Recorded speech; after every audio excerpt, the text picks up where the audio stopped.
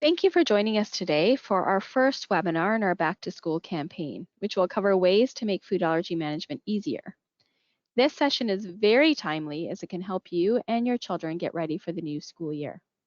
I am Ranjit Angel, VP of Education and Engagement at Food Allergy Canada, and our guest speaker today is learning strategist Sarah Nickel.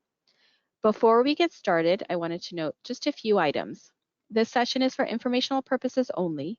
Please talk to your doctor about any concerns or questions you may have regarding your own health or the health of your child.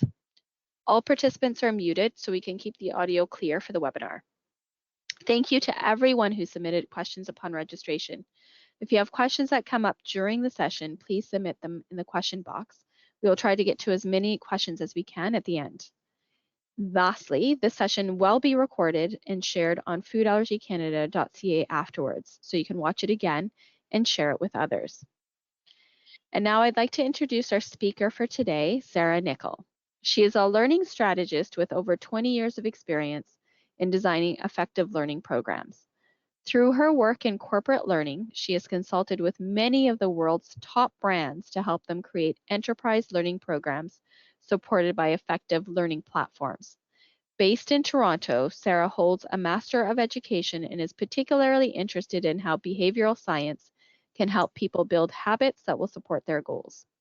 As an allergy mom herself, she brings her expertise in learning and habits to the topic of allergy management and has presented on it to groups across the Greater Toronto Area.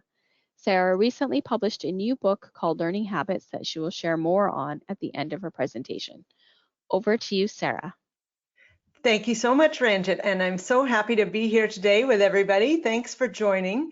I'm very excited about sharing this topic with you. Habits, I think, are such an interesting topic, and the science of habits and all the behavioral science that goes into the research on habits, I find super interesting. And as an allergy mom myself, I found it really helpful as well for managing allergies. So I'm really excited to share this allergy habits presentation with you today and to dive into the topic. So with that, let's get started. So with allergy habits, what I want to walk through is a little about what habits are and thinking of the different levels of habits. And then we'll dive into some examples of specific allergy habits and talk about ways to make those stick, make it easier to make these things a habit.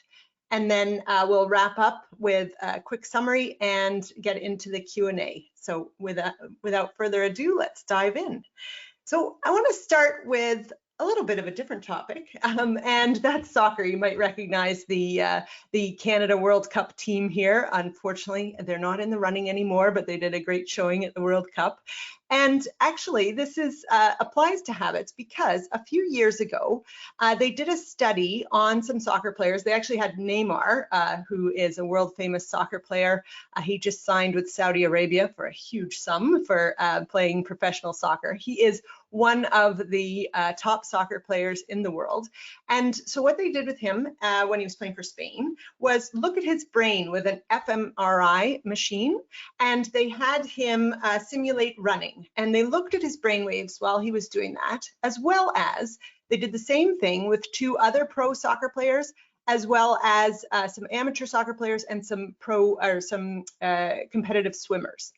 And what they found was when they looked at the brain waves that Neymar's brain actually had less activity while he was doing the motions of running. And this they find across experts, that people who are expert in their field, it takes less brain power in order to be able to do the skills associated with that expertise. And that lets people and those soccer players keep their eye on the ball in particular. So I think we could all do with a little more brain power to be able to focus on what we need to, as we have so much going on and so many things to pay attention to. Anything that we can routinize or make habitual, it just makes it easier to get it done. And then we can free up those mental resources, as Emily Balcetis says in her book, Clearer, Closer, Better. And so that's why I think habits are so important, is that it really can free up those mental resources. And let's dive into that a little more. So we do an enormous amount of our day is spent in things that are habitual. Wendy Wood, in her book, Good Habits, Bad Habits, talks about that 43% of our day is based on habits.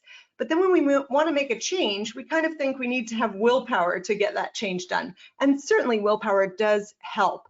But when you think about your habits, people who are more successful in life, and that can be defined as like having a strong social network, being financially stable, being healthy, those people, when they do studies, it shows that those people have their context or their environment set up to support the habits that they want to have.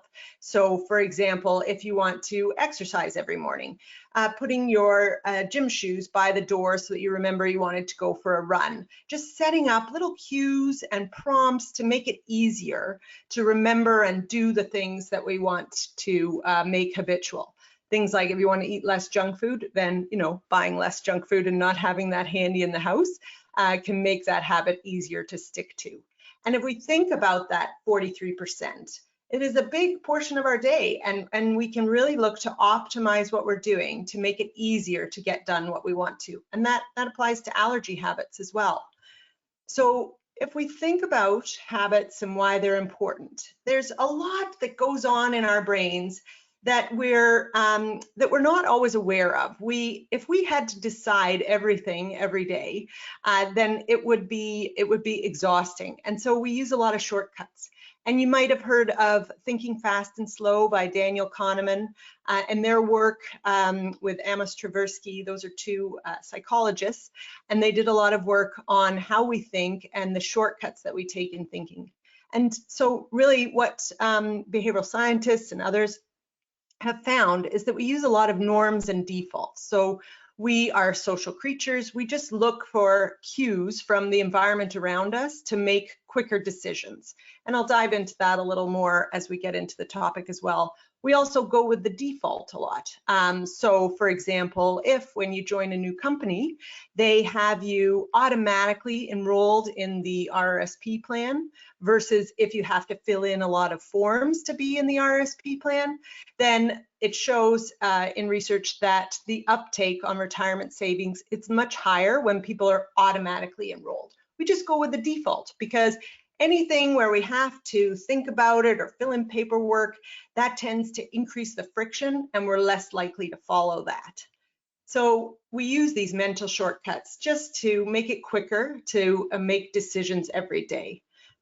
And that really helps to reduce the cognitive load. I love this term, cognitive load. I heard it a few years ago when I was doing some work with programmers, and they talk about cognitive load. But this is really that heaviness in thinking, that mental load that we have to remember everything.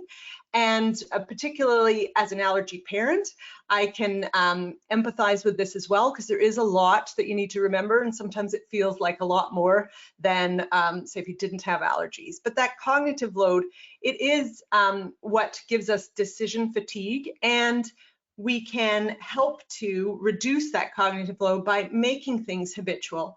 And then when we have our attention being pulled in lots of different ways, in an environment of attentional scarcity, if we have lots of things to focus on, then the things that are already decided, we already have a routine for that, it makes it just easier to manage. We don't have to decide everything every day with that cognitive load. And then as we get into things and we want to improve in different areas, if we want to get better at the habits that we do want to stick with, then it's helpful to think about incremental improvement. You might have heard of James Clear book, Atomic Habits, and he talks about the 1% improvement. So just improving a little bit every day over time, that really compounds, like compound interest in investments, but you're compounding on those improvements and you get really far over a period of time if you just improve a little bit every day. So sometimes, and as we're going through these allergy habits today, if you're not doing these ones now, then just think, what could I do? What one small change could I do to implement this or to make this a habit? Because you don't have to boil the ocean, you just can get started with small things. And so when I talk about habits, it's helpful to have a visual of what a habit looks like. And you may have seen different diagrams of what a habit looks like, but it basically in its components is a cue. So what's the trigger to start the habit? And then what's the routine? What set of steps or actions follow that cue? And then the reward, because we don't stick with habits unless there's a reward. What's the benefit of following that habit? And then you have the context as well. And that's what's the context that influences this habit. If you think about this one, for example, if you have a routine in the morning that you get up and you shower and you have your breakfast, that routine might change quite a bit when you're on vacation because the context has changed. And that also influences your allergy habits. So that context can change and you can be aware of that when things change. So that's kind of the diagram of what a habit looks like. And it's very useful to think in terms of these four components, the cue, routine, and reward, and context, because then you can break down a habit that you want to improve. You can think about, do I have a strong cue for this? Or am I relying on just remembering the routine without that cue? Is there a reward, or what is the reward for doing this habit? And what context am I in? What might change that context that would cause me to change this habit? So just thinking of those four components can really help you to think about those habits that you want to have and how you want to improve them. And that's where we start looking at habits and allergies. And it's a good idea, especially with a temporal landmark like the start of the school year. That can be a time to just examine the context that you're in, what's changed. Maybe if you're a parent of a child with allergies, maybe it's the new school year and it's a different class and things. You want to examine what context you're in. Maybe if you're an adult newly diagnosed with allergies, then that's changing your context as well. And so you just periodically examine and see what you want to establish as habits, what you want to tweak in the existing habits you have. So the other area of habits that I really wanted to dive into is the levels of habits, because often when we think of habits, we think of our own individual habits. But really, there's quite a few levels to habits, especially when we come to allergy habits. So there are the community habits, and then there's the habits within the family that you're in, and your own individual habits. And some examples of these, for example, are like a community habit could be the way that school events are managed, the way community events are happening, how food is shared. And this one can be particularly tough when you do have allergies because there's so many social norms and defaults around how food is handled in these environments. And so tweaking those habits and those established norms is something that we can think about with food allergy habits. And then as a family, how you manage mealtime, what you do for snacks, how you manage travel. Those are all things that are different habits that would happen when you're in a family and managing food allergies. And then individual ones, carrying your epi, packing food, maybe if you're going out and you need to carry some food with you, and what safety precautions you manage with that. So different levels of habits there. And we can use behavioral science, my favorite topic, to make allergy habits stick. And there is so much research in behavioral science. I've mentioned a few books already, but so many different areas that maybe as you're looking at managing your allergies, I think actually thinking about the science of habits can really help us to make things more manageable. And there is a lot of research out there. Ranjit mentioned I've written a book on learning habits, and in the book I made a mnemonic for remembering the different areas and how to make habits stick. And so for today, I've made a short mnemonic just to summarize some of that research and help you with how to apply habits for learning habits. So let's walk through that. It's the mnemonic is habit, and the first letter is H, and that is for happy.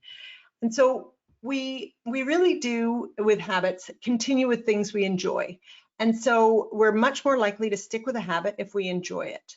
So some of the research there that we can reference is in B.J. Fogg, who runs the Stanford Design Lab. He actually has had at Stanford, some of his students have gone on to form companies with very habit-forming apps, such as Instagram. So his grads went on and started Instagram.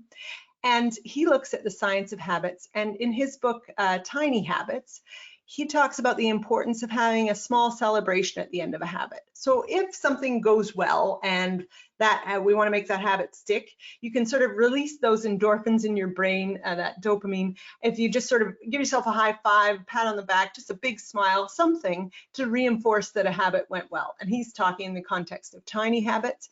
And you can certainly do that with a habit. Just if something goes well, then give yourself that small reward.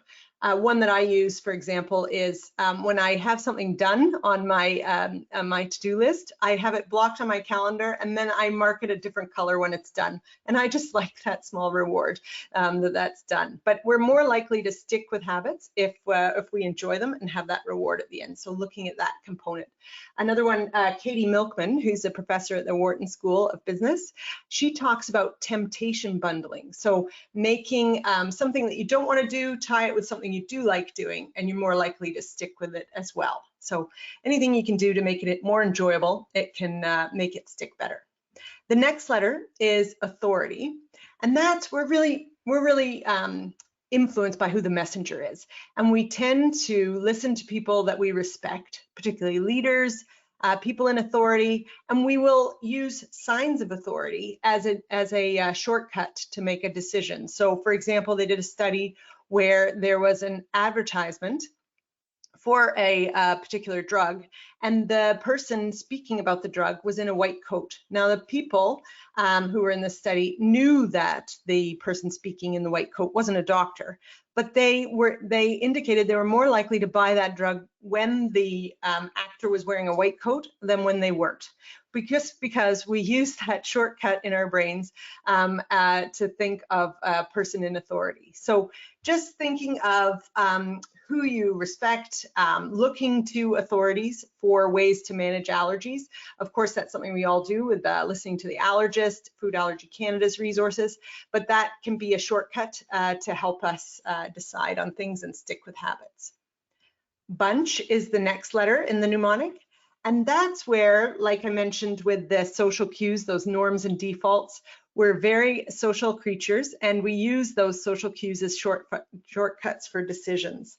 So we're really influenced by the social norms of the group we're in. That, I will say, as an allergy mom, can be challenging because if the social norms are sharing food and always having lots of different foods around in a way that might not be safe for allergy management, then that's something we need to think about when we're managing allergies. But with the research and where we're getting the bunch piece from is they actually did a study where there was a restaurant that had a very popular dish on the menu, and it was their most popular seller. And then when they labeled it most popular, it actually sold even more because we use that as a shortcut for decisions.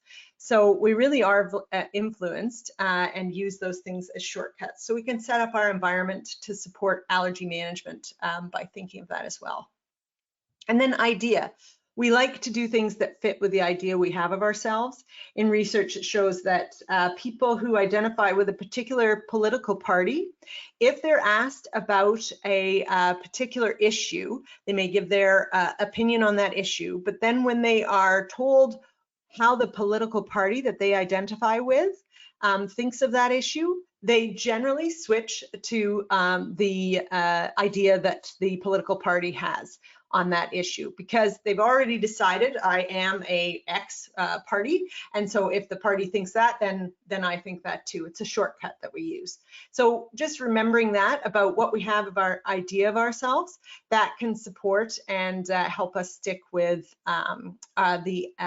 the habits that we want to as well. And the last letter of the mnemonic is talk.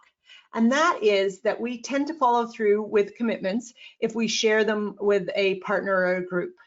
Harvard Business Review had a great article on this that showed if people have a goal, they have a 10 to 25% chance of achieving that goal. Whereas if they share it with someone else, so just talk about that goal with someone else, their chances of achieving that goal go up to 65%. But what they found most effective and what bumped the achievement of that goal up to 95% was if they had an accountability partner. So someone they checked in regularly with about that goal, then they were much more likely to achieve that goal. So talking about it, that kind of helps us with those implementation intentions. So actually thinking through how we're going to achieve that goal, doing that, speaking about it with someone else, and having someone hold us accountable can really make us much more successful. So having an allergy buddy or as a family supporting each other in allergy management, that can really help as well. So that's the mnemonic habit, and I'll reference that as I go through some allergy habits. But before we get to that, I did want to just ask the group, and we're going to open up a poll now, but from what I've shared so far, what stood out to you the most about why habits are important? So was that when I spoke about the norms and defaults, having those social norms, making shortcuts for how we think? Was it the idea of cognitive load, that overwhelming amount of decisions that we have to make, and reducing that cognitive load by using habits? Or was it when I spoke about the levels of habits and having those community, family, and individual habits? Or the habit mnemonic and the ways to make habits stick with that handy mnemonic that summarizes some of the research out there? So I think we have the poll open now, and we have some results coming in. So we'd love to hear from the group what you found most, or what your key takeaway was, the thing that stood out to you most from that. And Ranjit, do we have lots of responses coming in? How's that showing? Oh, great. So there's the results. So isn't that interesting? Cognitive load is the highest one at 47%. You know, I do a talk like this on learning habits, and often the cognitive load is the popular choice there. But I think, and I don't know what the group thinks here, but I would say that the cognitive load of managing allergies, that's something, certainly when you're newly diagnosed, it's a little overwhelming. So I hope that this topic is resonating with folks because you can help to reduce that cognitive load. So thank you for responding on that poll. That's great. So if we look at the next area, so we'll dive into allergy habits now. And we have some different examples, and I've noted this one's an individual one, but bringing your auto injector. So if we take that anatomy of a habit that we saw earlier, that diagram of what a habit looks like, let's apply it to bringing your auto injector. So that cue can be seeing the epi by the door. I know a number of allergy families that keep the epi, whether it's an Allerject or EpiPen, whichever type you're using, you keep it by the door so that you see it as you're going out the door. My son, who's now 15 and very good about carrying his epi, we keep it hanging in a little pouch right by the front door, and so he pops it into his pocket as he's heading out. He used to wear a waist pack, but he keeps it in his pocket now that he's in high school, and that is right by the door, so we have that visual cue to remember it. And so that routine is you put it in your waist pack or put your epi in your pocket or your bag as you head out. So that's that routine. And then the reward is you feel prepared and ready, like you have that with you, that's what you're carrying, and you have that to be in a good situation. And then that context is, it becomes the norm to carry your epi every time you leave home. And so that just makes it easy. Instead of deciding each time if you're going out, oh, am I going to eat something? Do I need my epi or not? It just having it with you all the time just makes it easy and automatic. And you can start to, I know we have some parents of younger kids on the session today, as when kids are little, you can hang that waist pack by the door and they strap that on as they head out the door. But just remembering to keep that and have that visual cue. And you can make that a habit, and we apply that mnemonic here. So just keep it easy to remember. And if you're reminding someone else, just keep it lighthearted about remembering. And the authority piece, so thinking about maybe asking others how they manage to remember, particularly if you're looking to have your child remember, they can chat with other allergy kids about how they remember. And you make it easy to carry it, seamless, and have it super smooth to carry. And that idea, so we talked about the identifying with a political party. In this case, you want to identify as someone who always carries an epi. Like that's just who you are. That's how it is. And then as a family, perhaps, or with a buddy, you can hold each other accountable. So just quick reminders about the epi and having that available. So, and then disclosing your allergy. So the cue for that one, say if in a new situation or meeting new people, then that routine can be just explaining your allergy and discuss any adjustments may be needed in that particular situation for a safe and inclusive environment. And then that reward is you're managing allergies comfortably. And you can have different scripts for how you say this depending on the situation, but that makes it a lot easier. You can practice to keep your tone good when you're explaining your allergy. But this really makes allergies are managed as part of your routine. So if we look at that mnemonic on disclosing your allergy, I think the happy one is keeping your tone light, like just explaining this is the way it is. I have allergies, and just explaining in that way. When I used to explain my son's allergies at different situations, I would just be like, well, he's fine with this, this, and this, but we'll manage he has a dairy, egg, peanut, and tree nut allergy. So just, not sharing food and the different things that we need to manage. And then authority, you can reference medical authority. So particularly, and I know we had some questions around family members and how you explain to family members, but just if as needed, just saying, well, we have a diagnosed allergy, this is anaphylaxis, we have the prescription for the auto injector because this is serious, but we can manage it.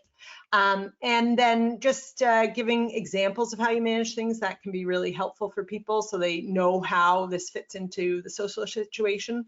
And just remembering, like, this, I am someone who manages allergies, this is who we are, this is who we are as a family, and holding each other accountable. So having a buddy about disclosing your allergy, particularly for kids as you head into high school, for example, then having a particular friend who can back you up when you're explaining your allergies, that sort of thing, that can be really helpful. And then if you have a birthday party coming up, maybe you have a younger child with allergies. I know this was one that we as a family had to get used to, but that cue is you have receive an invitation for a party for your allergic child. And then the routine is ahead of time, ask about the menu and activities and plan for that safe and inclusive experience for your child and hosts. So for example, managing a dairy, peanut, tree nut, and egg allergy, I would ask in advance what they were going to serve. Birthday parties are usually pizza or hot dogs, and then I would send my son, and I generally went with him, but with food similar. So I'd make pizza at home, or I'd bring a hot dog that was safe for him so that he could have something that looked like what everybody else was eating, but in a safe way. And then that reward is your child enjoys the party in a safe and inclusive environment. And the context is allergy management is just built into how you enjoy birthday parties. So having that and having some scripts to explain it and making it smooth for your family and for the hosts as well can really help. And again, just keeping everything fun. If you can make the experience as close as possible to what the other kids are enjoying. And you want to make sure you're following best practices for a safe and inclusive setup. I know Food Allergy Canada has great resources on this. And you want to, as a family, so that bunch idea, make it as smooth as possible for your child. And you want to be comfortable calmly explaining that allergy management. And I think particularly as your child grows up, but partnering with your child so you're sure of what they're going to be comfortable with and you're coming up with a solution that works, that's safe and inclusive. So those different ones there. And then food shopping, as you're out and about food shopping. So the cue is going grocery shopping. This one is particularly challenging, I find, as my eyes get older, but so remembering your glasses might be one you want to include on the list too. But you read the ingredients at the store and then read them at home again and then before using. So that triple check, and I know Food Allergy Canada recommends this as well, but we've found it particularly useful. So my husband and our family does most of the grocery shopping. He reads the ingredients at the store. When we get home, I read them, and then we read things before we put them into the food. And now my son as well reads things if he's shopping with us or at home. And then you can safely enjoy the foods after checking ingredients. And that context is that reading ingredients is just a normal part of how you shop and eat. But you do, and I'll just share a story here, that the context does matter, because if you're at your regular grocery store and you're bringing the groceries home, then you're probably going to stick with your routine very easily on reading the 3 checks. We ran into an issue when we were on vacation, because everybody was so excited. We were somewhere else grocery shopping, and something that wasn't safe got put into the grocery cart. So just we didn't check properly, because everybody was throwing different foods in the cart when we were shopping in another country. And so you want to make sure that you just remember to follow the routine when you're, no matter the context, and then you'll be all right. And thinking in terms of that too, when you're thinking about these different things, I found it's really helpful to think in terms of probability and possibility. So say if you have something come up and maybe you're worried about a reaction happening, you can think about, what is it possible that a reaction might happen in a certain situation, say at a birthday party or wherever, whatever social situation you're in. And is it probable, and how can we bring that probability down? So we're going to make a safe and inclusive environment. We're going to do everything we can to reduce that probability, and then you don't have to worry so much about the possibilities. So I think those 2 words are really helpful in allergy management.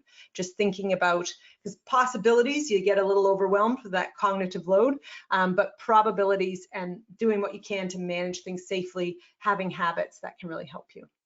But back to the food shopping, you can help each other to make it easier. When I mentioned my example, we have a few people reading the ingredients. That certainly makes it easier. And we have great labeling laws, which Food Allergy Canada has some more information on that. I won't get into details there, but certainly the ingredients list, you can be quite confident in that, but you do want to always double check, always read, and of course you can phone the manufacturer as well. But we find it easier, for example, on the bunch piece is to establish companies you trust, and then but always double checking. And then the idea, so that is, it's just normal that reading ingredients is what we do. So particularly say for my family, when we go out for dinner to a friend's house, it's like for my sister's, she keeps the boxes of things that might be different, and so that I can read the ingredients, just to do that extra check when we get to her house. And that's just normal, and that's how we do things. So you can help each other and check if ingredients are checked. So just helping each other out and spreading out the management can really help. And then dining out. So that cue, so you plan on eating out. And then the reward can be like, check what the options are ahead of time, call to speak to the restaurant and ask about their allergy management and whether your allergies can be safely accommodated. When you're at the restaurant, make sure you bring your auto injector, and speak to the staff so that you're speaking to who's actually working and going to be bringing your food, and perhaps speaking with the chef. And then when you've had that meal, thanking them for a good job. And that reward is you get to enjoy a meal out. And the context is you're prepared and calm when eating out, so that you can enjoy that dining out experience. But having that cue of you plan to eat out, and then your routine, just as part of what you do, you're checking those options and speaking with the staff, and then speaking with them when you're there. So those can help. And the mnemonic there, so you want to have that happy piece, just plan ahead so you can relax and enjoy, because the whole point of eating out is to be able to relax and have someone else do the cooking, but you want to be able to enjoy that. And authority, Food Allergy Canada has some great recommendations on their site for things to check when you're going to eat out, and you want to involve the family or the group that you're with so that you have a good plan there. And just that idea of yourself, that planning ahead is how we do things. And then as a group, you can help each other in planning for eating out and dining out. And then school event. So if you're having a school event, and this one, particularly for younger kids, the cue can be like the planning of the event that might be involving food, and that's definitely a shared responsibility between the organizers and then the allergy family. And the routine can be a lot of school boards actually have in their policies that they'll share ingredient lists. I found sometimes I had to follow up to get that, and then sometimes we just plan to send our own food, etc. But you want to look at sharing ingredients list. You want to avoid situations where there's going to be cross-contamination and have some different options. So if your child can't participate or can't eat the thing that they're going to be serving, then maybe sending something similar or having a good option there. And that reward can be that it's a safe and comfortable experience for everyone. So the context is that allergies are managed and integrated into the social life. And of course, when we're planning for allergies in different schools, like remembering that there's a variety of different allergies out there, and that we're not just focusing, say, on peanut or tree nut, that people have a variety of allergies. And so planning for that in school events too. So for those school events, so the happy pieces include various options, so everyone has a choice. And when you're planning, then making sure that you're referencing reputable sources.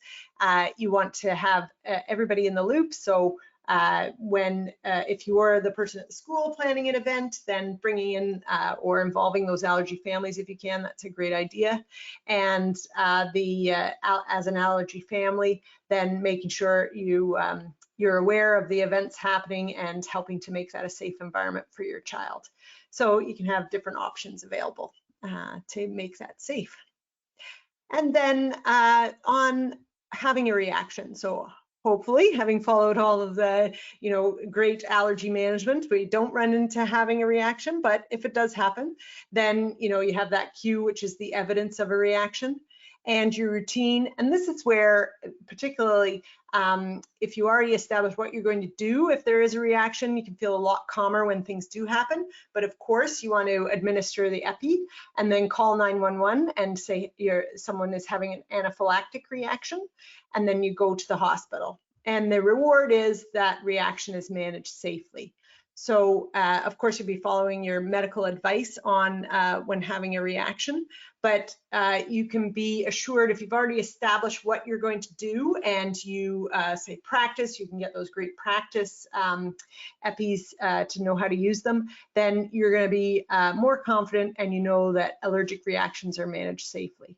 And that's again where that probability versus possibility comes in. So you do everything you can to reduce the probability, and then you can not focus so much on the possibility of a reaction, because of course things are always possible, but you can do everything you can to make it as small a chance as possible. And so that's when having a reaction. And when that's happening, now I kind of wrote this from an allergy parent perspective, but I know that because my son has had reactions, that using a calm voice is super important because you want to keep your child calm. And then following your medical advice from your allergist, you want to set the right tone for managing the emergency, and just think that as a family, this is how we manage reactions, this is what we do, and you help each other. So particularly I found as my son's gotten older, he can tell me like what he's experiencing, so we know what we're dealing with in a reaction. So just some different ones there for how to manage allergies. And as we're nearly into the Q&A point, but just thinking about this, thinking about your habits, then I think remember that you have those community ones, the family ones, and the individual ones. And you can think as you're looking at this and coming out of this session, just like what habits are happening that are supporting allergy management, are doing really well, maybe on the individual, maybe on the family, but the community one you need a little work on. Where are things hurting allergy management? But if you think of it in the sort of categories, then it can help you organize and decide where to focus. And you can add in some other habits to consider, like maybe putting a calendar reminder for when your epi is going to expire, making an annual appointment with the allergist, all these different ones for things that you might want to just put on your calendar to make it easier. And with that, and as we get to the wrap up, we have another poll here. So based on today's session, what do you think your next step will be to improve your allergy habits? So are you going to start a new habit, maybe one of the ones I went through today, or are you going to improve an existing habit? Is there one that I went through that you think you want to tweak from how you've been doing things? Are you going to use the habit mnemonic to make things stick? Or is there something else that sprung to mind as you were in this session that you're going to focus on? So we have that other category there. But would love to hear how people in the poll think you might use today's things. So starting a new habit, improving, or using the habit mnemonic. So I think we have the poll results coming up in just a sec. And how have we got? So improve an existing habit is 52%, and then using the mnemonic is in second place, and starting a new habit, and then a few with other. So that's great. So I think that really shows that incremental improvement that we can all do to just get a little bit better every day. So that's great, and I'm glad the mnemonic's helpful. If you're interested, the book that I referenced that was published this spring, it's on learning habits. So it's not focused on allergy habits, but a lot of the research that I mentioned and that longer mnemonic, looking at research to make habits stick, is outlined in the book, Learning Habits. And if you want to connect with me, I've got my LinkedIn there, as well as my Instagram and my website. So happy to connect with people. But with that, we will open it up for a Q&A, and I'll hand it back to Ranjit. Thank you so much, Sarah. That was really insightful, and it really can apply to so many different areas of life. While we get ready now to answer some questions, we had a whole bunch come in throughout the session. Why don't we turn our webcams on? So I invite you to turn the webcam on. Perfect. Great. So now we can get started. Like I said, we had a bunch come in during registration and a few come in during the session as well. The first set of questions is on daily management. So how can you use allergy habits to manage a household that has 2 kids with different food allergies? Great question. So I have friends in that situation. I have 2 children and one has allergies, but I think the habits that I went through, so remembering your epi, that applies. The reading ingredients, that applies.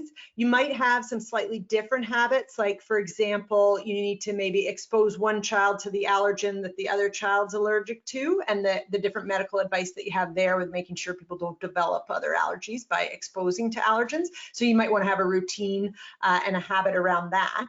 But I think the disclosing allergies, remembering the epi, reading ingredients, all of those apply the same way, whether you're just reading for different ingredients for different people. Yeah.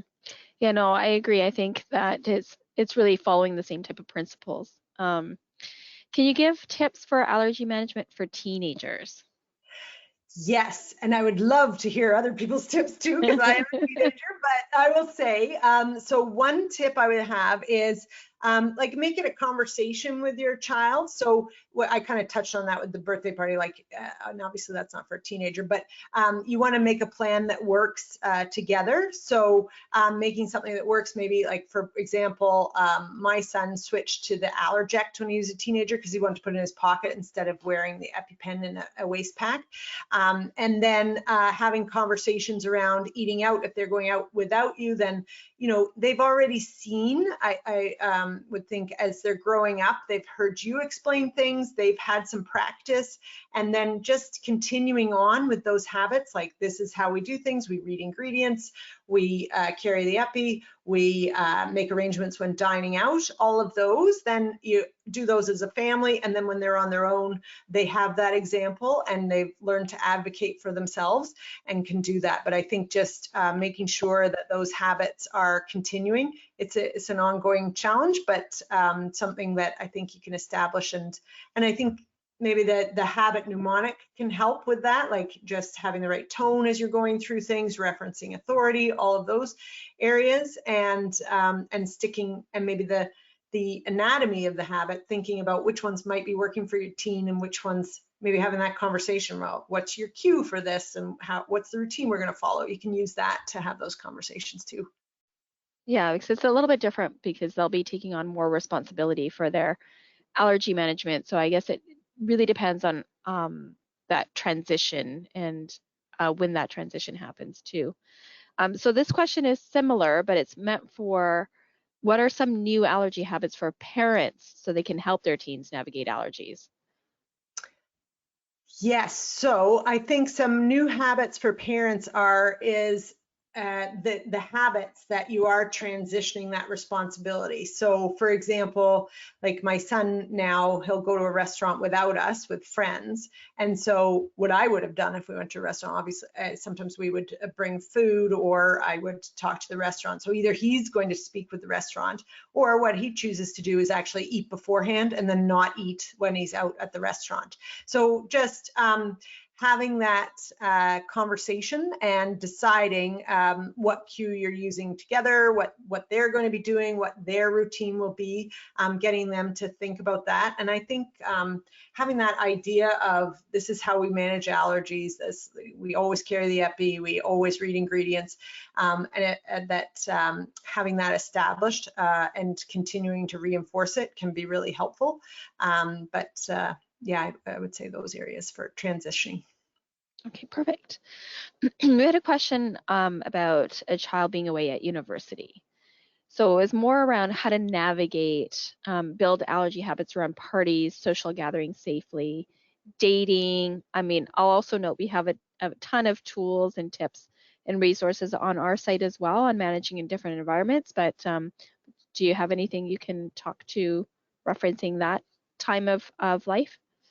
Well, we haven't quite got there yet, but the dating part and different things, yes. So I think just having that, like normalizing conversations about allergies and practicing or keeping the tone light when you're discussing it, light, but in a way that's going to be safe and inclusive in the environment. But I think it's just a process of transitioning that over to your child and getting them comfortable and having conversations and saying, like, how are you going to address this? Okay, you're dating someone new. How are you going to explain your allergies? What's happening? It's tough, and sometimes they don't want to have those conversations, but I think just it's part of how you manage things, and so keeping that conversation open. Hmm. I think it goes really right back to the cues, what might be some different cues in those situations. And I know except some of them are sensitive situations, right? Like with kissing or when you're at parties and you want to just kind of belong. But like I mentioned, we have some great tips and resources on our site for that can get more into that. The last question in this category was around, I'll just read it verbatim. It's, my husband was newly diagnosed and have had food allergies for a while, but our teenagers don't have any food restrictions. How do we develop habits as a family? Well, I think you can use a lot of the habits that I went through. Like you're going to need to read ingredients. Your dining out would be similar. Disclosing the allergy would be similar. It would just be the adults doing it for themselves. But I think I hope at least the person that asked that found the allergy habits that I went through helpful for that situation as well. It's just you're not doing it for your child. You're doing it for yourself, and your spouse is doing that. Yeah. Okay, great. So now moving on to how to develop allergy habits with children. So how do you talk to an 8-year-old about carrying an epinephrine auto-injector on them without them panicking about it? I think that the happy one, is the one to remember there. Like, keep your tone, just, this is how we do things. Don't sound worried when you're explaining it. Just say, this is important that you do this. This is what we do. This is who we are as a family. You're carrying an auto injector. and you keep that up. And then remembering it, maybe you can do those things like talk to your child about, keeping it by the door so that they see it as they head out, and then just, oh, do you have your epi? Oh, you don't? Okay, well, then we need to remember that, or we go back and get it. But I think just the main one there is your tone, and that happy one. And then if you're getting pushback from your 8-year-old, although it didn't sound like pushback, it's more that you don't want them worried, but just referencing, the doctor said that we need to carry this, so let's do that. You can use that authority piece too. And maybe some other habits too, in terms of training with the auto injector or being more comfortable. What are there some habits they can develop in terms of increasing comfort level in terms of navigating that? That is a great one to mention as well, because my son, when he was 10, they had a wellness night at the school. So we actually borrowed from Food Allergy Canada the banner, and he had a table, and then he had a whole bunch of practice EpiPens they were, and he was showing everybody and had some prizes if they showed how to use the EpiPen. But because the best way to learn about something is to teach someone else. So if you get those trainers, and they're free, you can get them from the manufacturer, and then have your child show how to use it, then that's a good thing to do. Yeah. So this one's a little bit of a younger child. So how do you teach a 4-year-old how to manage food allergy without scaring her? So again, at this point, there's just starting to kind of learn a little bit more, navigate a little bit, and starting school, I guess, at this point. Yes. So, a lot of that at that age, they're probably starting kindergarten. My son was just going to turn 4 when he started kindergarten. But he, as soon as he started kindergarten, he was wearing his EPIs. And then it was just normal to wear the epi, and out when we were out and about as a family, he would wear them. So I think the first thing to do is carrying the epi. They're probably not arranging their food too much, but if they, I think talking to them about not sharing food, and that we always read the ingredients before we eat anything. So they're probably not going to read the ingredients themselves at 4 unless they're amazing reading. But somebody that knows about their allergies needs to read those ingredients. So I think just getting started with that, and that they see you reading the ingredients, and they know I'm not eating anything unless so-and-so has checked the ingredients, that sort of thing. So just seeing, reading the ingredients, not sharing food. Also washing hands after eating food, that's something that's super helpful as well. And you want to wash your hands before you eat too, but with allergies, people around you need to probably wash their hands after they eat if it's unsafe. And then not carrying the epi, I think those things, and keeping that tone light, and just, this is how we do things, and not sounding, and then as an allergy parent, what I found really helpful, and I mentioned it a few times, is thinking in terms of the probability instead of the possibility. And then you sound a lot less worried if you're just thinking, this is what I can do to manage this. Yeah. Great. Are there any effective ways to help children develop self-advocacy and self-management skills through habits?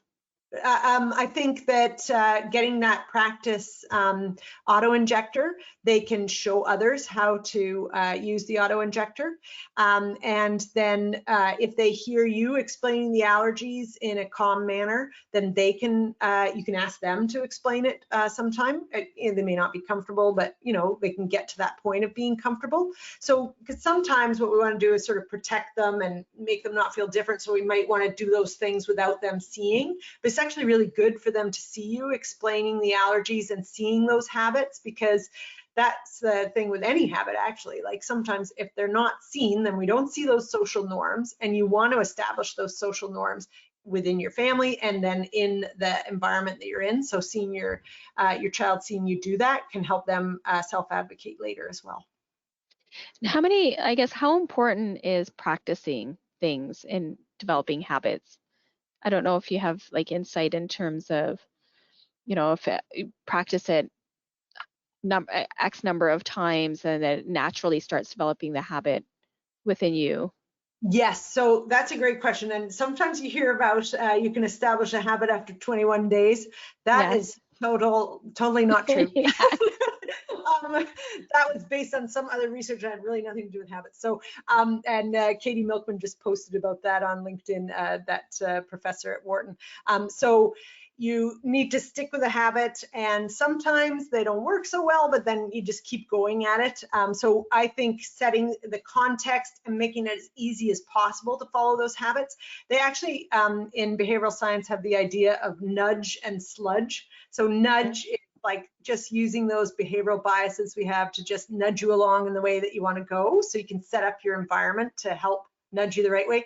Sludge is the opposite of that, where things are harder to do, that like maybe the design is actually so that it's harder to do something. So just think in terms of how you can nudge your habits along and remove the sludge to reduce the friction in keeping the habits you want going. But and just forget that 21 days because it doesn't exist. I like that nudge and sludge. And it's good to know, just again, in other areas of life, to think about that it's not scientifically X number of days. We did also have a question come up around managing anxiety. So do you have any tips on reducing mental prep that comes with having to advocate or explain uncommon allergies in a group or restaurant setting? Yes, so I think just the more that you can get comfortable with that, like maybe practice speaking about it. If it's a new social situation you know you're going to be in, then maybe chat with your partner or you're chatting with your child about how you're going to explain those things, and get comfortable with what your sort of script is. I found that really helpful when we were particularly dealing with birthday parties, because it's always different people. I didn't know that my son was going to go to their birthday party, the kid's birthday party. So just practicing that so that you can not be anxious about it, and you know what your cue, routine, reward, and the context is for doing those, and you just get better with practice. And I do think if you think in terms of just this is how we manage things, and keeping in mind, like, keep your tone light and that sort of thing. So even if you are feeling a bit nervous, just don't sound too nervous, or try not to. Just then you sort of fake it till you make it on explaining things. But it does take practice. Yeah. We had a question that just came up, and I'm not sure if you're able to answer, but I'll ask so we had somebody ask about how to support people with allergies who are neurodiverse and struggle with daily habits. Do you have any Yes. suggestions? So I don't have a lot of expertise in neurodiversity, and I can, that would be another set of challenges. But I do think, from what I do know, that habits and routine are really important in that environment. So maybe one step to start with is to articulate particularly the key habits that you want to have. So you have that idea, and then you can explain them that way. And maybe I think that's where the anatomy of a habit might come in even handier, to establish that cue, routine, and reward, and then follow through on that. But I would think there's lots of experts out there in that area that would be beyond my scope. Okay, great, thank you. We've got a last few questions, and I know we're running out of time a little bit, so I'll ask the last three. This one is more around setting expectations. So this came in from an educator. How can you set the expectations of others around you, and how can you share responsibility? So I think as an educator, one tool that can happen, and when there's a change in context, so say, I don't know which type of educator it is, but if it's, say, a teacher in a classroom and you're going to have a child with some different allergies coming into that classroom, I think if you can meet with the family and just make a plan for how to manage things. That's what we always did when my son was younger, and we just articulated, this is what we'll do for birthday parties, this is what we'll do for celebrations that may have food, and just go through what might work. And then you can have a shared plan, and if something comes up and then you need to meet, you have that plan to refer back to. We actually did a session at Food Allergy Conference on that used that plan. That was a few years ago now. But I think making a shared plan, because it is a shared responsibility, and being clear on expectations, because you need to both be working from the same frame of reference. So just get on the same page about what is manageable, because often parents don't know, they're not so familiar with the classroom environment, and the teacher maybe not so familiar with managing the allergies. So getting on the same page about things. That's great. And then What are tips to teach, and then in brackets, with stubborn family members? Yes, so that's always a challenge.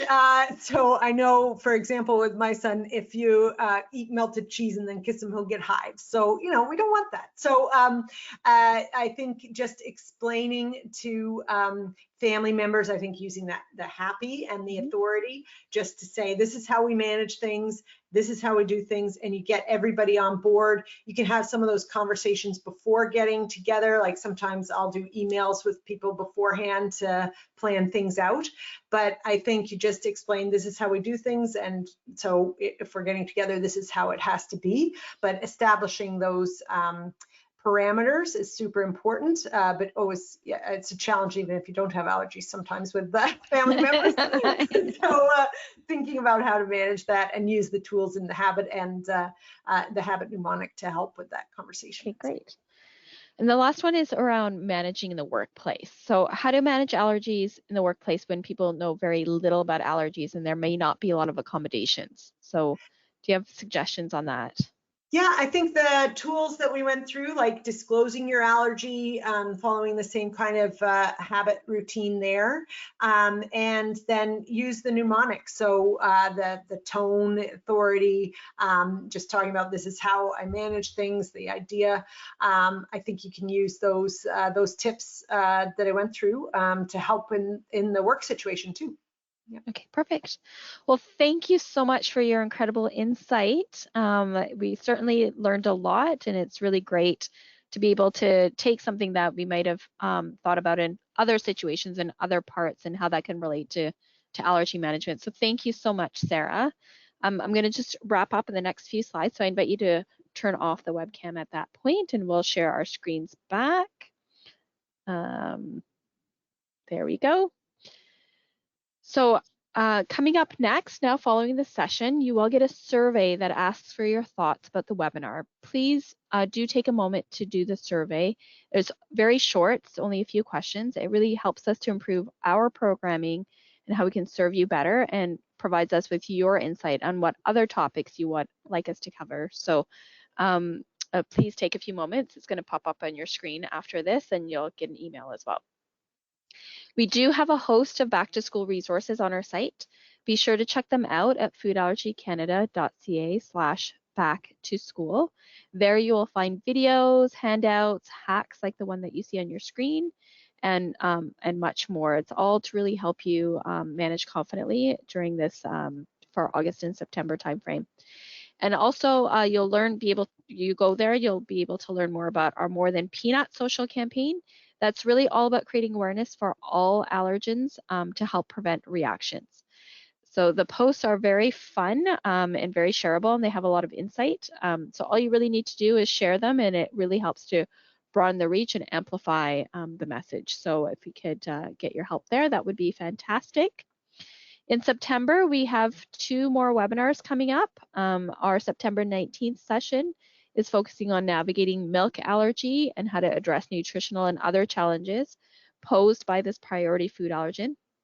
It's going to be co-presented by an allergy specialist dietitian and a dietitian nutritionist. Our September 28th webinar will cover the importance of using epinephrine to treat anaphylaxis and the safety concerns around first-generation antihistamines like Benadryl. It will be presented by Dr. Ann Ellis. Don't miss out and register now at foodallergycanada.ca/events. Also, we wanted to share with you the next session of our free online mentoring program, Allergy Pals and Allies, starts on September 24th. It's an 8-week program for kids with food allergy age 7 to 15. It connects youth from across Canada and has been life-changing for the participants as it provides them with a forum to share their experiences and build confidence. I encourage you to speak to your kids about signing up. It's a great program to help kids actually really develop allergy habits, so it ties in kind of nicely to the session. And we'd also like to now thank our sponsors. These sponsors are a part of our back to school campaign and they have sponsored this event specifically. Allergect, Peanut Bureau of Canada, and Kirky Racing Fabrication. Thank you so much for your support. Thank you as well, everyone, for your participation in today's webinar. You can view a recording of this webinar at foodallergycanada.ca shortly. Please also share with others who may benefit from the session. This now concludes the webinar.